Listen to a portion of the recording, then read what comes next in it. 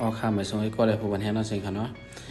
และยากันก็คือนะคณะคำอะไรมาให้ปันวิดีโอเดียวก็เขาก็คือนะคณะมันก็เขาได้มาให้ปันค่ะเนาะในราคาปกติคือในเรื่องต้องความบริเดนพอได้ให้ปันกูก็ค่ะเนาะนี่ก็เขาได้มาให้ปันวิดีโออันเกี่ยวกับอะไรพุ่งข้ามอันเดมาในปันน้าในคณะกูก็เนาะวันที่24เนี่ยค่ะเนาะกูก็เลยใครคู่ว่านะพุ่งข้ามเดี๋ยวป้าสั่งมาเลยเนาะก็เขาเชิญคู่เลยไปคู่บอดีมีเนี่ยค่ะเนาะแต่ว่าไปคู่เนี่ยก็ให้ด้วยแบบวิวกันในบทสุดนะแต่ว่ามาอันใดเลยมันปามาจังหูนะครับเนาะเอาครับสังว่าเขาขาใครคู่คือด้านๆก็อย่างนี้ชอบสึกใครแบบนั้นคนอยู่ทั่วไปที่มีในเตลเตเซอร์ป่านนี้ค่ะว่าใครให้เฮ็ดวิดีโอจังหูเนี่ยก็อย่างนี้ตรงตาไว้แต่คอมเมนต์วิดีโอโหในนะครับเนาะ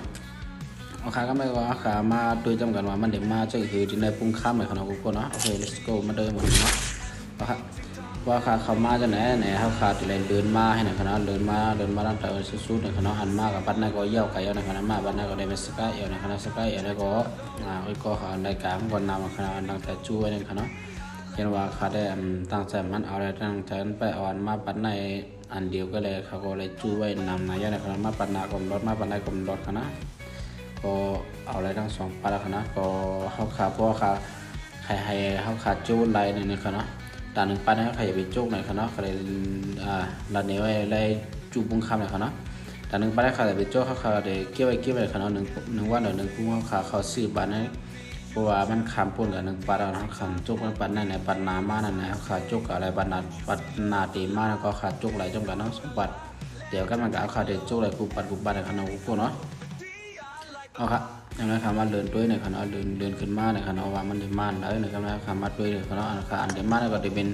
เอเคในคณะก็เนาะจะเป็นเอเคแล้วในคณะเดินมาในปุ่งคำบันในคณะเป็นเอเคห้ามักปักเอเคเนี่ยมันปัวมากขึ้นในนะคณะปัวมากขึ้นเขามี4 ปี5 ปีก็เนี่ยอะไรขึ้นปันในเขาขึ้นมาปันนักยกในปุ่งคำในคณะเขาก็เกี่ยวไว้นะคณะเขาก็เตรียมปันมันรอได้เขาก็เดี๋ยวเอาอยู่ในคณะอันนั้นเนาะนะครับนะครับการเล่าหลักคณะเรียบรังเป็นเส้นเขาจะไว้ในคณะเสือคู่เลยครับนะตั้งไงก็มันจะเสือเบกเซตนะเนาะเด็กก็เป็นเสือคู่ขาดเตียงขาดใจเสือขาดเตียงไว้ก็เรียบกันนะครับนะอย่าคู่ขาก็ขาสาวสีลำแล้วเอเคมันก็ดีเป็นสีลำนะครับนะกูเนาะนะครับเอาคำว่าโดยทางเลเวล2นะเลเวล2ก็เดี๋ยวออกกวนนั่นก็หางลีนะครับนะกูเนาะโอ้น้ำยามันก็พวกกวนน้ำนะครับนะสองหาปุ้งน้ำยาขาดไปปล่อย70 ใบนะครับนะบ่มากลูกบ่นะโอเคนะครับเลเวล2มันก็เดวินพังจนนะครับออกก้อนก็มเลยว่าหางให้ขนาดกูเนาะนะครับก็ได้ครับขึ้นมาด้วยเลเวล3ขนาดเลเวล3ก็ดีเปิงมาอีก1ขนาดหางหมักบางมันดีคันลีเซเมื่อมันเป็นเลเวล1ขนาดนี้ว่าเลเวล1มันไปมื่นตาเลยอาซบขนาดเลเวล2มากก็เลเวล3มากก็เดี๋ยวอาซบอย่างขนาดกูเนาะเปิงมาอีกนะครับก็นะครับมาด้วยทางเลเวล4ขนาดเลเวล4ก็หางให้ขนาดออกมาจีก็เป็นเจ้าหนึ่งขนาดพอได้เป็นเจ้าของกาก็เลยว่ากรรมนี้เขาเนาะเอกเขียนเนี่ยเขาเนาะยันว่ามันมีตุยเนี่ยเขาเนาะอันหาหมักปลากันมันเดี๋ยวมีตุยกันไว้นะครับเนาะเดี๋ยวไม่เป็นจุ่มเขาเนาะเขาขาก็ต้องเอาไว้เนี่ยเขาเนาะเอกเขียนเนี่ยเนาะสมัยเขาไปเลยจูบปูเนี่ยก็ให้จูบกันกับเขาเนาะถ้าว่าอันจูเยอะเนี่ยก็ให้จูบบัดเดี๋ยวมาวันที่24เนี่ยก็ทางเขียนไว้ไล่อยู่ในเขาเนาะกูเนาะโอเคก็ได้ครับมาด้วยนับราคาเขาเนาะเลเวล5ก็ได้มาอันหอยซ้อมาเนี่ยเขาเนาะลงกรมเลยว่าให้นะครับก็คืออยู่ในเขาเนาะกูเนาะ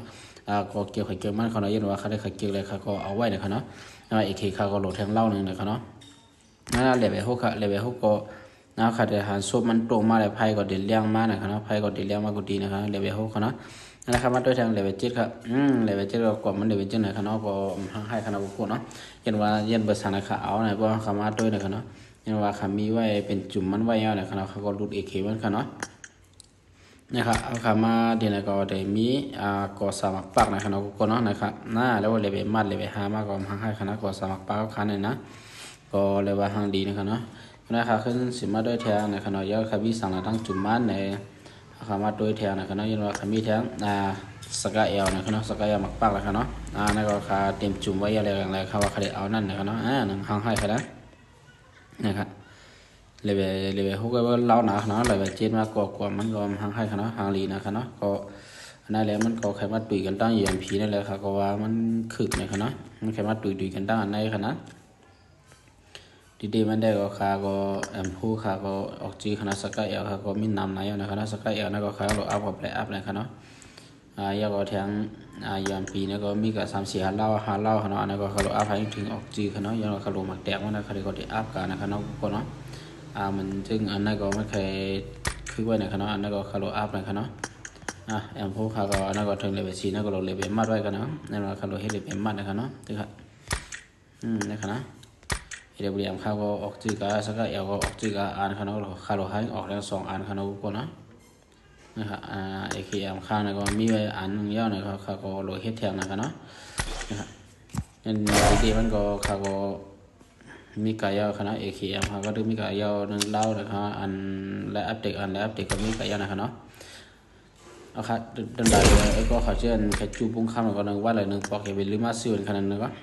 ก็ได้ก็ขาดอะไรใจจีนึงปากก็ได้เขาซื้ออะไรนึงปุ้งนะครับเนาะพวกนั้นนะครับ